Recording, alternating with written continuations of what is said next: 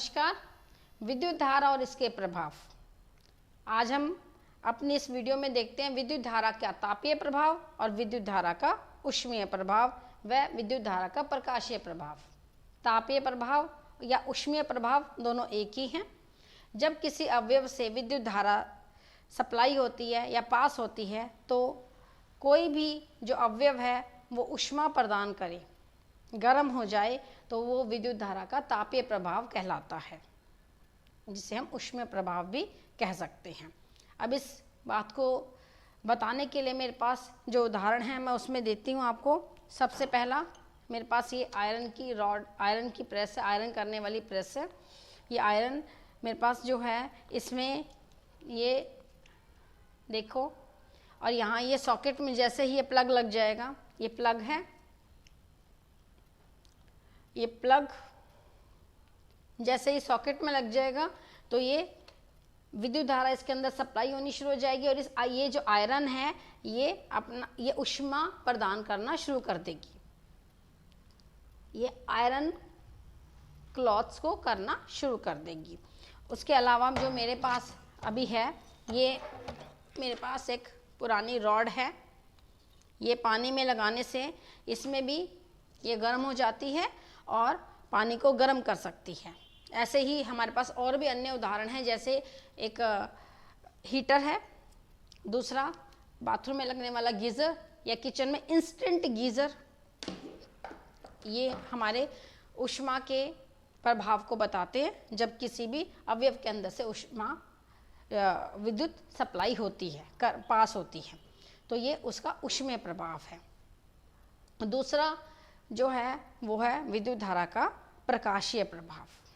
विद्युत धारा के प्रकाशीय प्रभाव को दिखाने के लिए सबसे अच्छा उदाहरण जो है वो मेरे पास है आज के समय का ये बल्ब। देखिए कुछ अलग है यहाँ पर, जो पहले के समय वाले बल्ब में होता था। ये भी बल्ब ही है। आजकल के बच्चों ने शायद ये नहीं देखा है, लेकिन ये सब ने देखा हुआ है। ये एलईडी है और ये साधारण बल्ब, पहले इसी का आविष्कार हुआ था। इस बल्ब का ही सबसे पहले आविष्कार हुआ था। अब इस बल्ब में और इसमें अंतर है। ये बल्ब हमें साफ दिखाई दे रहा है, इसके अंदर जो है वो यहाँ पर दो, यहाँ देखिए आप, दो लंबे लंबे पतली पतली रॉड्स की तरह हैं। बीच में बड़ी रॉड है, लेकिन एक लटकता हुआ पतला सा यहाँ छोटा सा फिलामेंट है। अब ये फिलामेंट जो है लटक रहा है वो थोड़ा अलग है। ये यहाँ से टूट गया है। दोनों तारों को जोड़ने वाला एक बहुत ही महीन फिलामेंट होता है, जिसके अंदर से ऊष्मा, इसमें लाइट आती है, प्रकाश आता है जब ये जलता है। जब इसमें विद्युत धारा सप्लाई होती है तो इसमें प्रकाश उत्पन्न होता है। जब ये प्रकाश उत्पन्न होता है तो यहाँ पे जो ये शीशे का बना हुआ है, कांच का बना हुआ है, ये लेंस की तरह कार्य करता है और प्रकाश को सब चारों तरफ फैला देता है, जिसकी वजह से किसी जहाँ पर भी ये लगा होता है वहाँ पर वस्तु से प्रकाश टकराकर हमारी आंखों तक पहुँचता है और हम वस्तुएं दृश्यमान हो जाती हैं। ये विद्युत धारा का प्रकाशीय प्रभाव है। अब ये प्रकाशीय प्रभाव कितना ज़्यादा असर दिखाता है, आप जानते हो कि ये जो एलईडी से लगी हुई छोटी छोटी लड़ियाँ हैं जो दिवाली के टाइम पे लगती हैं, ये देखिए इनमें ये छोटे छोटे जो एलईडी बल्ब्स लगे हुए हैं, छोटी छोटी, ये कलरफुल हैं और जब ये जलते हैं तो कितना सुंदर प्रकाश उत्पन्न होता है। बहुत सुंदर, घर बहुत सुंदर लगता है, जहाँ पर भी लगती हैं बहुत सुंदर लगता है। यहाँ पे ये कुछ बैटरी जैसा सा ही है, हम इसके बारे में पढ़ेंगे कि ये होता क्या है। पहले ये जो बीच में ये जो तारें हैं, ये देखो ये ब्लैक कलर की है इसमें, तो ये जो होती हैं तारें, इनको हम बोलते हैं संयोजी तारें। संयोजी, संयोजन करने वाला, जोड़ने वाला, ये वो तारें हैं। अब इसमें मैं विद्युत धारा का, ये तो हमारा जो मेन है, इसमें बड़ी जो विद्युत धारा जब प्रवाहित होती है वोल्ट में नापी जाती है, उसमें मैं पहले विद्युत धारा के अवयवों की बात करती हूँ। यहाँ देखिए प्रतीक, अवयव, सेल। सेल देखिए मेरे पास एक सेल है।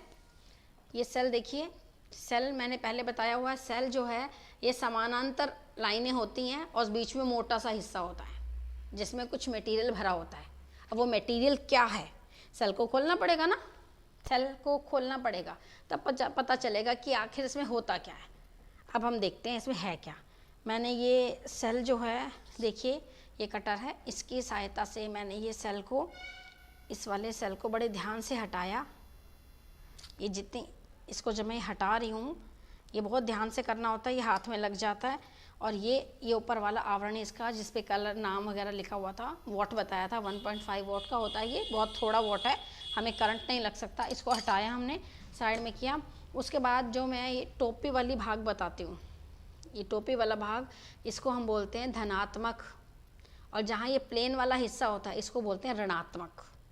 ये धनात्मक, ये ऋणात्मक, ये जमा का निशान, ये घटा का निशान। ये सेल है, ऊपर वाला हिस्सा हटा दिया, ये यहाँ चमकीला चमकीला सा दिखाई दे रहा है, ये जिंक का है, जस्ते का। ठीक है, अब जो ये वाला है इसको भी हटाने की कोशिश करते हैं। इसको, ये ऊपर जो होता है वह मुख्य रूप से वैसे पीतल का बना होता है, लेकिन यदि पीतल का वैसे ना हो तो एल्युमिनियम का भी चल जाता है। इसको हम हटाएंगे तो देखते हैं इसमें क्या है। इसको थोड़ा सा, और इसके नीचे इसको जोड़ने के लिए पूरा देखो निकल के आ गया है। ये जो है, ये मुझे पता है, ये जो है ये है एक कार्बन की रॉड, ये कार्बन की रॉड, और उसको ढकने के लिए बना हुआ था ये एक कागज का। देखिए यहाँ पे एक कागज की तरह से इसको ढका हुआ था, कवर किया हुआ था। और यहाँ पर ये इलेक्ट्रोलाइट्स हैं कुछ ब्लैक कलर के, ये कुछ इसमें केमिकल है। ये जो केमिकल है ये मुख्य रूप से होता है एल्यूमिनियम क्लोराइड होता है, पहला तो एल्यूमिनियम क्लोराइड, दूसरा जो इसमें होता है वह मैग्नीशियम डाइक्लोराइड होता है, फिर उसके बाद होता है जिंक क्लोराइड। 3 होते हैं इसमें। ये इसमें जिंक क्लोराइड बाहर, जिंक, और 2 क्लोराइड्स होते हैं, इलेक्ट्रोलाइट्स होते हैं, 2 इलेक्ट्रोलाइट्स होते हैं। अब ये जो सेल है वैसे इस पर बहुत सारे क्वेश्चंस बन जाते हैं, और जो ये बीच में जो ये कार्बन है ये बिल्कुल पेंसिल वाला ही काम करता है। इसको मैं यहाँ चला के दिखा रही हूँ कागज पे, देखो ये बिल्कुल पेंसिल वाला ही काम कर रहा है, जैसे पेंसिल चलती है ऐसे ये चलता है। अब मैं बात कर रही हूँ इसकी, ये अवयव की, कि ये तो अब हमें पता है ये सेल है, मेरे पास कई सारे सेल हैं, और मैं जानती हूँ कि सेल जो होते हैं, 2 या 2 से अधिक सेल जब जुड़ते हैं तो उसको हम बोलते हैं बैटरी।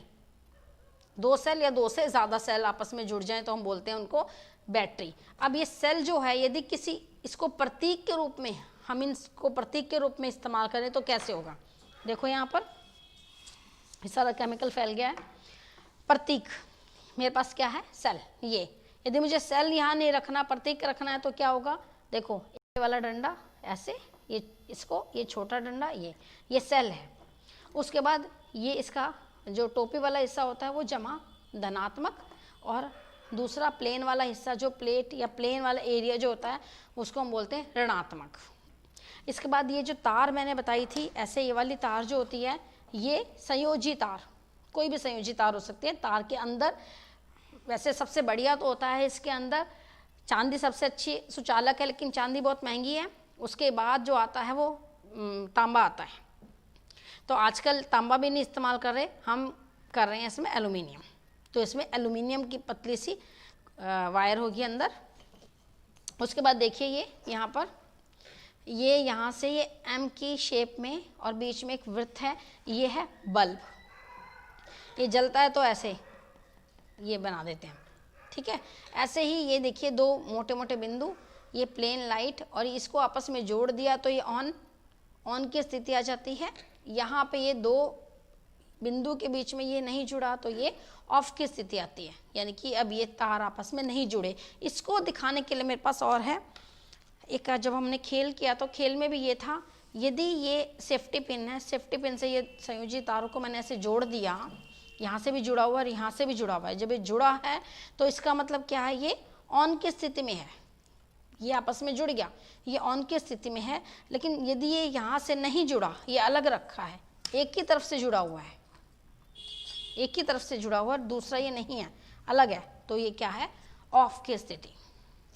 समझ में आया आपको कि ये अवयव हैं, और इनको यदि हम इसका कोई भी आरेखित चित्र बनाया जाए तो इन अवयवों को प्रतीक के रूप में कैसे दिखाया जा सकता है, ठीक है।